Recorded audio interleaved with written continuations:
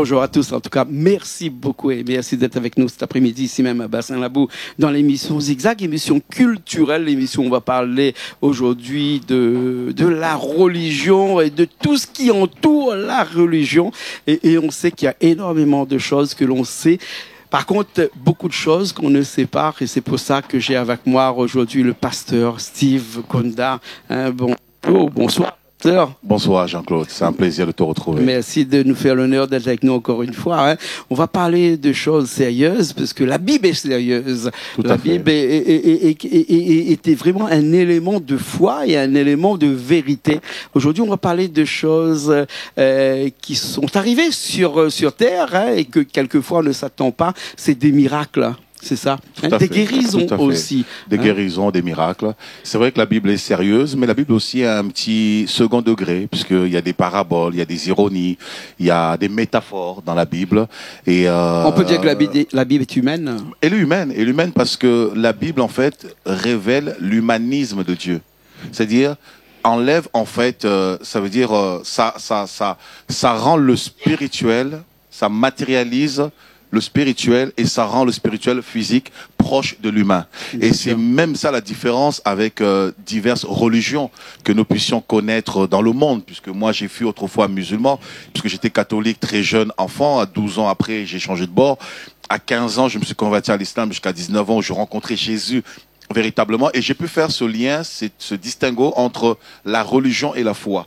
C'est-à-dire la religion qui reste simplement sur le plan dogmatique, je crois à un être suprême qui existe, sans avoir une relation proprement dit réelle, concrète, et je suis des traditions, des coutumes ancestrales, etc., etc.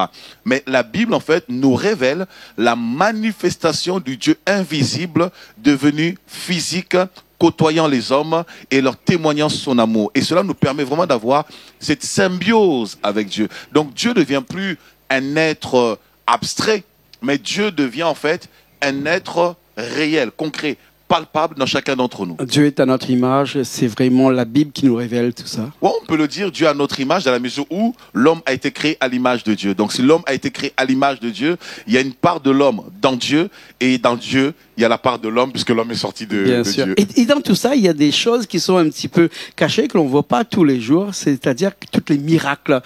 Et ces miracles-là, pour nous en parler, pasteur, on a des invités avec nous aujourd'hui. Tout à fait. Nous avons les miracles, c'est vraiment réel, c'est concret, et c'est cette part en fait de la toute-puissance de Dieu, qui nous montre en fait que Dieu est insondable. Il se révèle à nous au fur et à mesure pour que nous puissions réaliser en fait combien, bien que l'homme a des facultés, a une intelligence, l'homme est doué de savoir, de connaissances qui lui vient bien sûr de Dieu, mais ça nous montre quand même quelque part notre limitation, malgré le développement, la croissance, l'émergence de la technologie, du savoir, de la connaissance médicinale et ainsi de suite. Ça nous montre que l'homme est limité et c'est là où le miracle intervient, la guérison intervient pour montrer que là où l'homme est limité, la puissance de Dieu démarre. Est-ce que les miracles ont été faits là pour faire en sorte de nous faire penser, de nous faire accepter un certain nombre de choses, pour nous faire croire vraiment que Jésus existe? La manifestation de Dieu par les miracles, c'est vraiment une preuve pour dire que voilà, ça existe, Jésus est là, Dieu est là. Bien sûr, parce que le miracle, par définition même, le miracle, ça veut dire quelque chose de surnaturel. Ça veut dire une guérison, une délivrance qui a été opérée au-delà de la capacité humaine. Que l'homme lui-même ne peut pas expliquer. Lui-même ne peut pas expliquer. Et cela démontre en fait la limitation de l'homme et qu'au-delà de l'homme, de la création, il y a forcément une force supérieure. Il y a un être supérieur à la capacité humaine. Et c'est ça qui nous permet de réaliser qu'il y a un Dieu qui existe, qui est au-dessus de l'homme. Et bien sûr, Dieu accomplit des miracles sur la terre, bien qu'on voit beaucoup de miracles dans la Bible, notamment Jésus qui est venu révéler et manifester pas mal de miracles pour attester même l'existence de Dieu. Là où les hommes, les religieux étaient incapables de guérir, de délivrer, Jésus a démontré cela pour montrer la toute-puissance de Dieu, parce que Jésus lui-même était la manifestation de Dieu sur la terre, selon Colossiens chapitre 1 au verset 15 à 16, qui dit justement que Jésus en lui habitait corporellement la plénitude de la divinité. On a, pasteur, un témoignage aujourd'hui avec nous, parce que c'est pour ça qu'on a nos invités aujourd'hui, pour témoigner de ce que c'est que ce miracle-là. Alors, on a qui avec nous? Alors, on a Kelly sur ce plateau, qui est juste à gauche ici, qui a vécu un miracle merveilleux. Et on a à l'extrême gauche, sans parler bien sûr de politique, à l'extrême gauche, nous avons Jonas. Voilà, Jonas aussi qui nous accompagne sur ce plateau. D'accord. Alors, on va commencer à parler un petit peu de témoignage. Hein. On va t'écouter un petit peu, nous témoigner un petit peu de ce miracle que tu as eu. Au départ, tu étais malade, très malade. Hein. Qu'est-ce qui s'est passé par la suite? Alors en fait, à partir de 2019, j'ai commencé à avoir des douleurs dans la hanche, dans le dos, et ça ne faisait que s'empirer. C'est-à-dire que j'avais des moments, certains temps, surtout le matin, où j'arrivais pas à me mettre debout. J'avais comme des violentes décharges électriques dans mon corps. Donc je ne pouvais pas me lever. Je prenais une bonne heure, 2 heures pour seulement m'asseoir de mon lit. Et c'était une période vraiment très difficile, très douloureuse. Je ne pouvais plus travailler, c'était vraiment compliqué. Et donc je suis allée à un programme à l'église. Et notre pasteur a prié pour moi. Et c'est quelque chose qui était vraiment tout à coup. Ça s'est passé à une seconde, dans une parole. Il a posé ses mains sur moi et il a prié. Et dès ce jour-là, je n'avais plus du tout de douleur. Instantanément? Instantanément. C'était une douleur qui ne me quittait jamais. Alors, il y avait des moments où j'arrivais à m'accoutumer, mais c'était vraiment difficile au quotidien. Et je suis allée quand même à mes rendez-vous médicaux. Et les médecins ont constaté la guérison. Ils étaient eux-mêmes choqués. Alors, dans ces moments-là, je vais me faire un petit peu, je sais que vous aimez pas ça, l'avocat du diable, hein, en disant que, est-ce que avant la douleur était vraiment physique ou elle était quelque part un petit peu psychosomatique, voilà, imaginaire. On pourrait penser ça. Oui, parce que les gens qui nous regardent, ils vont me dire, oui, peut-être que c'était dans sa tête et non pas dans son corps, mais est-ce que vraiment la douleur était là dans ton corps physique? Eh bien, je ne vais pas me justifier par moi-même, mais je dirais que j'ai des documents médicaux et cette maladie a un nom. Vous pouvez la chercher, c'est la spondylarthrite ankylosante. Donc, c'est une maladie qui fait que le gel qui est entre les ossements, dans les articulations, durcit comme du calcaire. Ce qui fait que je n'arrivais pas à me lever. Ouais, et quand ça durcit, ça s'éclate ensuite et ça crée des petits pics, des petits trucs très pointus, ça donne des douleurs articulaires. Donc c'est vraiment le nerf qui est coincé, c'est ce qui crée les décharges électriques. Ouais, exactement. Alors pasteur, comment on sait qu'une personne souffre et que est-ce que toi-même, hein, non c'est toi, on se connaît depuis longtemps, mais comment tu sais qu'en posant tes mains dessus, est-ce qu'il y a quelque chose on veut savoir, nous, comment ça se passe? Alors, il faut savoir qu'il y a des personnes à qui Dieu a doté le don de guérison. Par exemple, moi, en tant que pasteur, je suis un apôtre. Et un apôtre, c'est un bâtisseur. Et l'apôtre, quelque part, il incarne l'autorité divine, l'autorité de Dieu. Et dans cet apostolat, Dieu nous donne le pouvoir. Parce qu'un apôtre, il va dans les nations. Comme tu le sais, par rapport à mon parcours, par exemple, je vais dans les nations, que ce soit au Japon, en Asie, au Brésil, et ainsi de suite. Et lorsqu'on arrive dans certaines nations, en fonction des réalités spirituelles qu'il y a dans cette nation, Dieu nous donne l'autorité pour détruire les œuvres des ténèbres, les œuvres de la sorcellerie. Parce que certaines maladies ne sont pas physiques. Il y a des maladies souvent qui sont appelées comme étant maladies héréditaires ou maladies incurables qui en vérité ont une source spirituelle démoniaque, satanique. Et Dieu nous donne l'autorité, Jésus nous donne l'autorité, comme dit dans Marc chapitre 16, versets 15 à 16, plutôt 16 à 17, je vous ai donné le pouvoir de marcher sur le scorpion, sur le serpent, sur toute la puissance de l'ennemi et de guérir toutes les personnes qui sont malades. Alors, lorsqu'on fait des programmes de miracles comme le dimanche 17 mars, par exemple, c'est une journée spéciale programme de miracles. Quelle que soit la maladie, qu'on soit handicapé, pas handicapé, parce que j'ai foi. Ce don, il est en moi. Et lorsqu'on a des programmes assez spéciaux, je manifeste ma foi. Je manifeste la foi en Dieu et dans le don qu'il m'a donné, et je prie parce que c'est un ordre que j'ai reçu de la part du Seigneur. Je prie, je manifeste la foi et le Seigneur agit. Les médecins qui ont fait des grandes études n'ont pas ce pouvoir-là? Non, parce que ça dépasse l'intelligence de l'homme, ça dépasse la capacité de l'homme. Le médecin va faire des études parce que la médecine n'invente rien. Tout comme la science. La science, la médecine n'inventent rien. Ils ne font qu'expliquer les lois de la nature, ce qui existe déjà. Dieu donne l'intelligence à l'homme d'expliquer ce qui existe. Maintenant, ce qui va au-delà, cela relève du surnaturel un petit peu. Et c'est vrai que malgré les études qu'on a fait, et je ne mets pas en doute l'intelligence des médecins, leur capacité, parce que je crois aussi que c'est Dieu qui leur donne cette intelligence. Là, Jacques chapitre 1, verset 16, 17, la Bible dit « Tout don parfait et toute grâce excellente viennent d'en haut ». C'est Dieu qui donne l'intelligence, qui donne la sagesse. Mais malgré l'intelligence, la sagesse que Dieu donne à l'homme, face à certaines situations, comme je l'ai dit, l'homme est limité. Et lorsque l'homme est limité, ce qui est impossible à l'homme devient possible pour Dieu. Bien sûr. Alors, je vais juste faire un petit aparté pour juste essayer de comprendre. J'ai reçu la semaine dernière une jeune fille ici qui s'appelle Jessie, par exemple, qui est thérapeute holistique. Alors, quand elle m'a appelé, elle m'a dit, moi, je suis thérapeute holistique et j'ai envie de parler un petit peu sur ton plateau. Monsieur Jean-Claude, je lui ai dit, ben oui, on va parler de la Bible, là, parce que pour moi, en anglais, la Bible se dit holy. J'ai dit thérapeute holistique. Non, mais elle dit, non, le thérapeute holistique, c'est pas ça. C'est que nous, on guérit les gens par des mots, on les parle. Donc, parce que il paraît que les plus grandes maladies sont des maladies qui sont psychosomatiques, qui sont dans la tête. D'ailleurs, il paraît que c'est le cerveau qui guérit toutes les maladies qui peuvent exister. Et d'ailleurs, même toutes les formes physiques qui peuvent exister. On a vu, par exemple, dernièrement, dans le Grand Raid, c'est-à-dire une grande course, une des plus grandes courses de la Réunion, beaucoup de coureurs, ils étaient à 1500 coureurs, par exemple, et ils allaient de Saint-Pierre et ils arrivaient à la Redoute ici, et juste 2 kilomètres avant d'arriver, leur corps ne tenait plus du tout.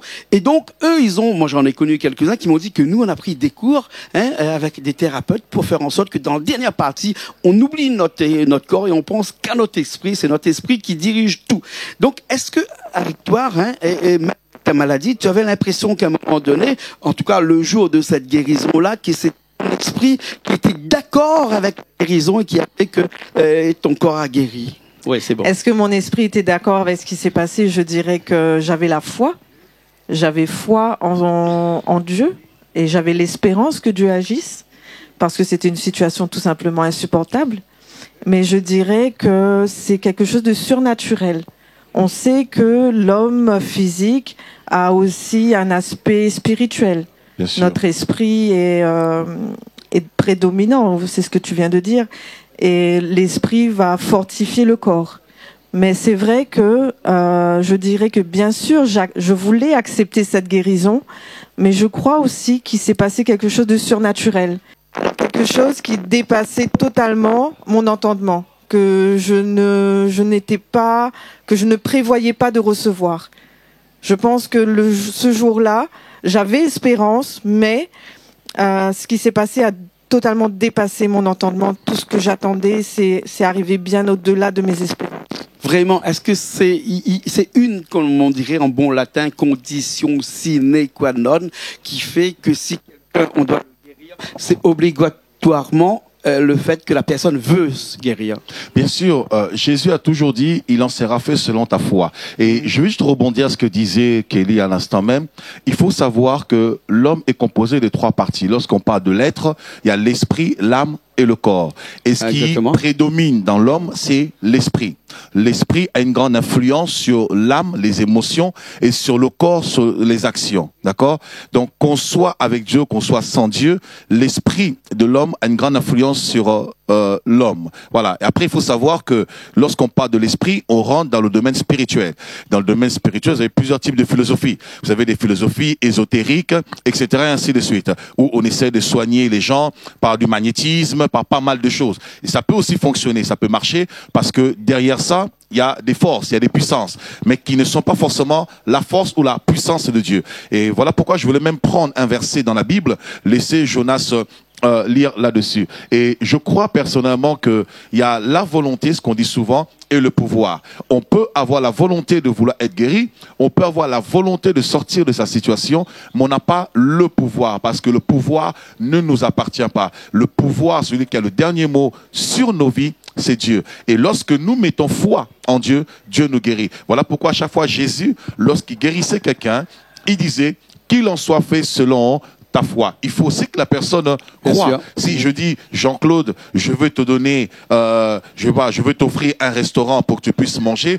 Oh, si tu me dis, oh, je crois pas que tu m'offriras ce restaurant-là, quelque part, inconsciemment, tu refuses même l'action de bienfaisance. Ouais, on est acquis à la chose, on ne l'est pas. Et il y a, la semaine dernière aussi, on a fait une émission et il y a Emilien qui est là, qui pourrait témoigner, puisqu'on l'a fait dormir sur scène ici, puisque on a reçu ça c'est l'hypnose, on rentre dans autre chose. Et on a essayé sur moi, on a dit que ça marche pas sur moi. Non, ça c'est autre chose, faut faire très attention. Ça marche pas sur moi. Donc ça veut dire que quelque part, même si on doit guérir quelqu'un, si la personne ne veut pas guérir, on ne pourra rien faire pour cette personne-là. Hein. Non, ça dépend. Il y a des situations où, lorsque la personne est totalement captive, elle perd son bon sens. C'est la personne n'a plus la raison. Là, on rentre dans le domaine de tout ce qui est psychanalyse, c'est-à-dire psychiatrie, folie, etc.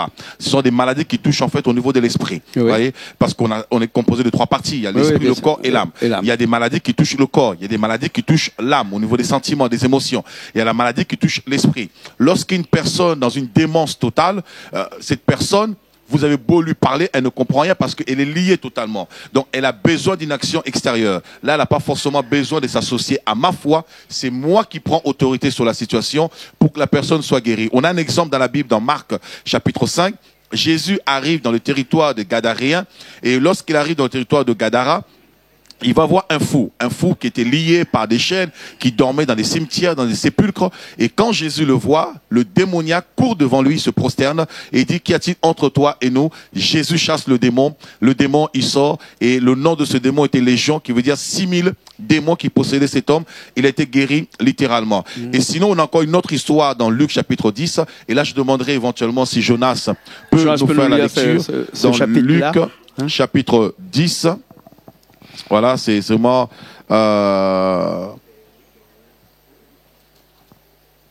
une histoire qui est vraiment merveilleuse.